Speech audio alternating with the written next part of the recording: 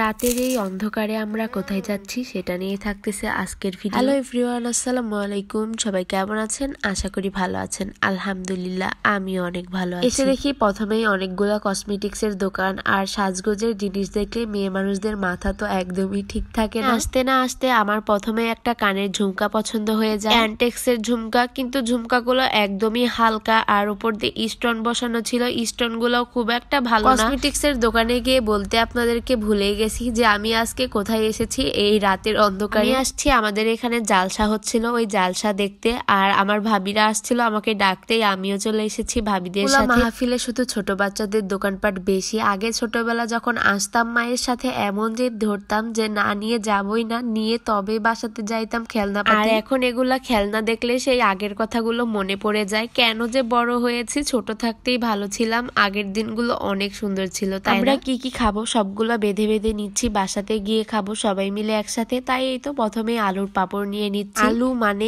আবরারের বাবার অনেক প্রিয় খাবার। যদি হয় আলুর ভাজা পাঁপড় তাহলে তো আর কোনো কথাই না। আর এখান থেকে নিয়ে নিয়েছি পাঁপড়। এই বড় বড় পাঁপড়গুলো প্যাকেট করা ছিল, একটা প্যাকেট নিয়ে নিয়েছি আমার মায়ের জন্য। মানে এই বড় বড় পাঁপড়গুলো আবার আমার মায়ের বেশি পছন্দ, তাই সবার পছন্দের খাবার একটু একটু করে নিয়ে নিয়েছি। আর এখানে দেখেন গরম তেলের মধ্যে একটা একটা করে কি সুন্দরভাবে জিলাপি বানানো হচ্ছিল। এই জিলাপিটা বানানো দেখতে আমার বেশ ভালোই লাগছিল। ছেলেটা জিলাপি বানাচ্ছে, সেই ছেলেটা সেই ছোট্টবেলা মানে প্রাইমারি স্কুলে আমার সাথে পড়াশোনা করছে, তাই সে জিলাপি বানাচ্ছে দেখে আমি ভিডিও করে নিলাম তার কাছে গিয়ে। আর জিলাপিগুলো দেখেন খুব সুন্দর করেই বানাচ্ছে। জালসাতে এসে দেখি মাইকেল শাকিলের সাথেও দেখা হয়ে গেল। আর বলছে এখানে কি খাবেন বলেন, তাই খাওয়া। মানে আমার মায়ের সাথে ইয়ার্কি করছে, মানে আমার মা মাইকেল শাকিলের সম্পর্কে দাদি হয়, তাই দাদির সাথে ইয়ার্কি করছে। একটু পরে এই তো মাইকেল শাকিল জিলাপি খেতে খেতে আমাদের জন্য পেঁয়াজি আনছে। আর আমি আমার জন্য এক প্লেট ফুচকা নিয়ে নিলাম। সবার পছন্দেরই খাবার একটু একটু করে নেওয়া হচ্ছিল। তার ছোট নানির বাসাতে রেখে গিয়েছিলাম, তাই এই তো আবরারকে আবার নিতে এসেছি তার ছোট নানির বাসাতে।